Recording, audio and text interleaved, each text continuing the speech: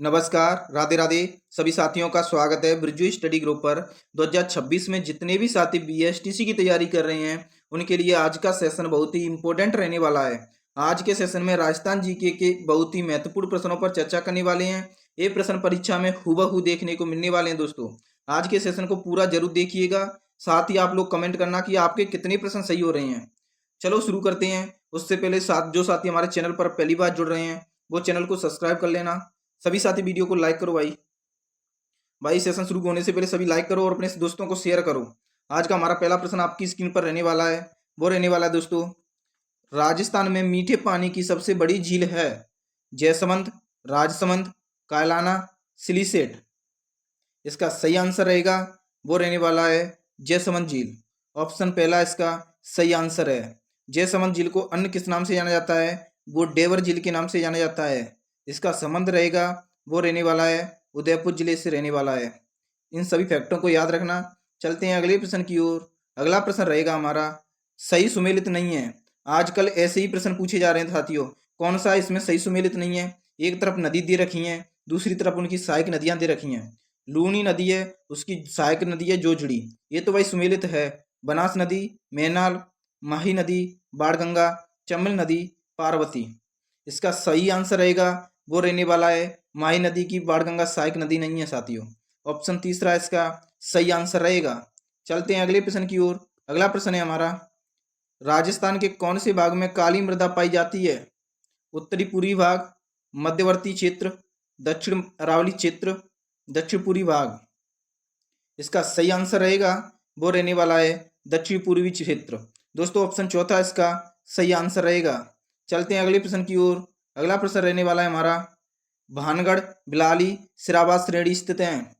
किस क्षेत्र में स्थित हैं? उत्तरी अरावली में, मध्य अरावली में, दक्षिणी अरावली में, पश्चिमी अरावली में। इसका सही आंसर क्या रहेगा? इसका सही आंसर रहने वाला है वो रहेगा उत्तरी अरावली। ऑप्शन पहला जो साथी कर रहे हैं उन सभी का सही आंसर रहेगा। चलते हैं अगले प्रश्न की ओर। अगला प्रश्न है हमारा, निम्नांकित में से कौन सा सही सुमेलित नहीं है? जयपुर। दोस्तों, एक तरफ जिला दे रखा है, दूसरी तरफ उनका शुभंकर दे रखी है। जयपुर का शुभंकर है वो चीतल है, ये तो दोस्तों राइट है। सही माधोपुर का शुभंकर है बाघ है, ये भी सही है। पाली का शुभंकर तेंदुआ, ये भी सही है। कोटा का शुभंकर है वो घड़ियाल है। दोस्तों, ये गलत रहने वाला है। इसका सही आंसर रहेगा वैसे चौथा रहने वाला है साथियों। इसके साथ ही याद रखना, कोटा का शुभंकर रहने वाला है वो रहेगा दोस्तों ऊद बिलाऊ। ऊद बिलाऊ रहेगा कोटा का शुभंकर। चलते हैं अगले प्रश्न की ओर। अगला प्रश्न है हमारा, डाबला सिगाना क्षेत्र किस अयस्क के लिए प्रसिद्ध है? लोहा, बेरिलियम, सीसा, मैग्नीज। आपके लिए बता दूं दोस्तों, डाबला सिगाना का संबंध है वो झुंझुनू जिले से रहने वाला है। इसको याद रखना। चलते दोस्तों, इसका सही आंसर रहेगा वो रहेगा नंबर 1 लोहा। चलते हैं अगले प्रश्न की ओर। अगला प्रश्न रहेगा हमारा, राजस्थान के किस जिले में कांच उद्योग स्थापित हुआ है? धौलपुर, डूंगरपुर, सिरोही, चित्तौड़गढ़।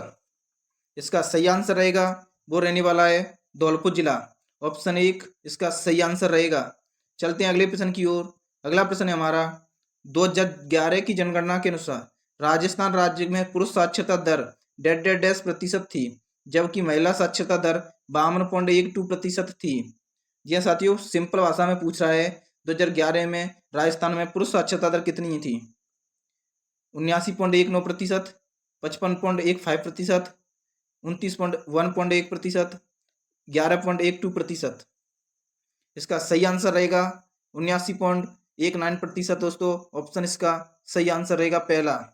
चलते हैं अगले प्रश्न की ओर। अगला प्रश्न रहेगा हमारा, राजस्थान पर्यटन विभाग निगम लिमिटेड की स्थापना कब की गई? 1 अप्रैल 1979 को, 1 अगस्त 2000 को, 27 सितंबर 2001 को, 29 अक्टूबर 1996 को। इसका सही आंसर रहेगा वो इंपोर्टेंट लगा लेना साथियों इस क्वेश्चन को। इसका सही आंसर रहेगा 1 अप्रैल 1979 को इसकी स्थापना की गई थी। ऑप्शन पहला इसका सही आंसर है। इसे याद रखना साथियों, पूछा गया प्रश्न है। चलते हैं अगले प्रश्न की ओर। अगला प्रश्न है हमारा, गिलुंड एवं भगवानपुरा किस सभ्यता के संबंधित हैं? आहड़ से, कालीबंगा से, गणेश्वर से, बैराट से। इसका सही आंसर रहेगा वो रहने वाला है साथियों किससे? हाड़ सभ्यता से संबंधित हैं। ऑप्शन पहला इसका सही आंसर रहेगा। चलते हैं अगले प्रश्न की ओर। अगला प्रश्न है हमारा, स्थान जहां अहुआ के ठाकुर खुशहाल सिंह ने अपना अंतिम समय व्यतीत किया। ठाकुर खुशहाल सिंह ने अपना अंतिम समय किस स्थान पर व्यतीत किया? कोठारिया, अहुआ, उदयपुर, नीमच। जी हाँ साथियों, इसका सही आंसर रहेगा वो रहने वाला है उदयपुर में। उदयपुर में दोस्तों 1864 में इनका देहांत हो गया था और 1860 में इनको टेलर आयोग द्वारा इन्हें दोष मुक्त किया गया था साथियों। इन्होंने नीमच में सरेंडर किया था, ये तो ध्यान होगा ही साथियों सभी का। चलते हैं अगले प्रश्न की ओर। अगला प्रश्न है हमारा, वो रहने वाला है साथियों, किस समाचार पत्र के साथ विजय सिंह पथिक का नाम जुड़ा हुआ है? कौन सा समाचार पत्र है? राजस्थान केसरी, राजपूताना गजट, राजस्थान समाचार पत्र, मेवाड़ समाचार। इसका सही आंसर रहेगा राजस्थान केसरी। ऑप्शन पहला इसका सही आंसर रहने वाला है। चलते हैं अगले प्रश्न की ओर। अगला प्रश्न रहेगा, सुमेलित नहीं है। कौन सा सुमेलित नहीं है साथियों? एक तरफ दोस्तों प्रजामंडल दे रखे हैं, दूसरी तरफ उसका संस्थापक दे रखे हैं। कृष्णदत्त पालीवाल, जो धौलपुर, मथुरादास माथुर, मारवाड़, गोपीलाल यादव, भरतपुर, हरिमोहन माथुर, करौली। इसका सही आंसर रहेगा हरिमोहन माथुर है। उनका संबंध करौली से नहीं है दोस्तों, तो याद रखना करौली से किसका संबंध है? वो रहने वाला है दोस्तों त्रिलोक चंद माथुर का रहने वाला है। सभी साथी याद रखना इसका। चलते हैं अगले प्रश्न की ओर। अगला प्रश्न रहेगा हमारा, सोनारगढ़ दुर्ग है किस श्रेणी का दुर्ग है? गिरिदुर्ग, जलदुर्ग, धावन दुर्ग, पारेख दुर्ग। इसका सही आंसर रहेगा वो रहने वाला है दोस्तों धावन दुर्ग। ऑप्शन तीसरा इसका सही आंसर है। चलते हैं अगले प्रश्न की ओर। अगला प्रश्न है हमारा, मंदिर और जिला में से कौन सा सुमेलित नहीं है? मंदिर दे रखे हैं और जिले दे रखे हैं, कौन सा गलत है साथियों बताना? चार चौमा मंदिर चूरू में, काला गोरा भैरव सवाई माधोपुर, बीजासन माता बूंदी, धनौब माता भीलवाड़ा। जी हाँ साथियों, इसका सही आंसर रहेगा वो रहेगा दोस्तों चार चौमा मंदिर है वो चूरू में नहीं स्थित है। तो कहाँ स्थित है पूछ लिया जाता है, वो याद रखना कोटा में स्थित है। इसका ऑप्शन एक सही आंसर रहेगा। चलते हैं अगले प्रश्न की ओर। अगला प्रश्न है हमारा, सुमेलित नहीं है, ये भी कौन सा सुमेलित नहीं है साथियों? बादल विलास जैसलमेर में, लालगढ़ महल बीकानेर में, जूना महल डूंगरपुर में, फूलसागर महल उदयपुर में। इसका सही आंसर रहेगा वो रहने वाला है फूलसागर महल उदयपुर में स्थित नहीं है। फूलसागर महल है वो याद रखना कहाँ स्थित है? बूंदी में। बूंदी जिले से संबंध है फूलसागर महलों का। चलते हैं अगले प्रश्न की ओर। अगला प्रश्न रहेगा, उससे पहले सभी साथी वीडियो को लाइक करो और चैनल पर जो साथी पहली बार आ रहे हैं वो चैनल को सब्सक्राइब कर लेना भाई। 17वां प्रश्न है हमारा, रामलला अली रज्जा हसन जैसे विख्यात चित्रकारों का त्रिगुट किस चित्र शैली से है? रामलाल अली रज्जा हसन त्रिगुट किस चित्र शैली से संबंधित है? मारवाड़, बूंदी, अलवर, बीकानेर। इसका सही आंसर रहेगा बीकानेर शैली से संबंध है। ऑप्शन चौथा इसका सही आंसर रहने वाला है। चलते हैं अगले प्रश्न की ओर। अगला प्रश्न है हमारा, वो रहेगा दोस्तों, मीनाकारी की कला राजस्थान में सर्वप्रथम किसके द्वारा लाई गई? गज सिंह, मानसिंह फर्स्ट, जसवंत सिंह, जय सिंह। इसका सही आंसर क्या रहेगा? इसका सही आंसर रहने वाला है मानसिंह द्वारा लाई गई थी। ऑप्शन दूसरा इसका सही आंसर रहेगा। चलते हैं अगले प्रश्न की ओर। अगला प्रश्न है हमारा, वो रहने वाला है, ग्रासियों द्वारा किया जाने वाला नृत्य कौन सा है जिसमें बिना वाद्य यंत्र के किया जाता है? ग्रासियों का कौन सा नृत्य जिसमें वाद्य यंत्र का प्रयोग नहीं किया जाता साथियों? बालर, शंकरिया, बागड़िया, गुड़ला। इसका सही आंसर रहेगा बालर नृत्य। बालर नृत्य वो बिना वाद्य यंत्र के साथ किया जाता है। ऑप्शन पहला इसका सही आंसर रहेगा। इसके साथ याद रखना बालर नृत्य है वो एक युगल नृत्य है। युगल नृत्य का मतलब होता है दोस्तों इसमें स्त्री पुरुष साथ में भाग लेते हैं, दोनों करते हैं इसको। दोस्तों बालर को ही गरासियों का घूमर कहते हैं। इन सभी फैक्टों को याद रखना, पूछे गए प्रश्न है इनसे। चलते हैं अगले प्रश्न की ओर। अगला प्रश्न है हमारा, सहजोबाई के गुरु कौन थे?